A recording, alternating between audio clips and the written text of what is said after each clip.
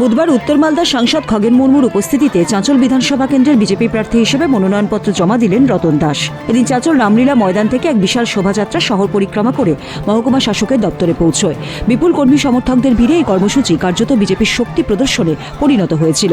মনোনয়ন দাখিলের পর রতন দাস জয়ের ব্যাপারে 100% নিশ্চিত বলে দাবিও করেন। অন্যদিকে সাংসদ খগেন মুর্মু বলেন, রাজ্যে এবার পালাবদল নিশ্চিত, বিজেপি ক্ষমতায় আসা শুধুমাত্র সময়ের অপেক্ষা।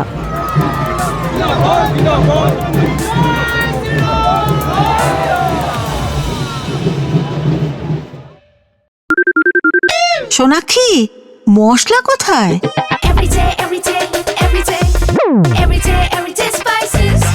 এভরিডে মশলা, দেশের স্বাদ।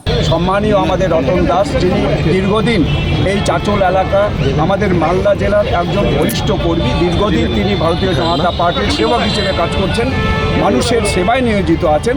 এবারের মানুষ তারা ঠিক করেছেন সারা বাংলায় ভারতীয় জনতা পার্টির প্রার্থীদের চারিদিকে তারা জয়ী করবার জন্য তারা রাস্তায় নেমেছেন, গ্রামে গ্রামে পাড়ায় পাড়ায় বাড়ি বাড়ি তারা যাচ্ছেন যে এবারে আমাদের দেশের প্রধানমন্ত্রী যে ডাক দিয়েছেন যে পাল্টানো দরকার, চায় বিজেপি সরকার, শান্তি চাই তাই বিজেপি তাই, তা আজকে সারা বাংলাতে এই বার্তা ছড়িয়ে পড়েছে। চাঁচল থেকে মুর্তুজ আলমের রিপোর্ট, উত্তরবঙ্গ সংবাদ।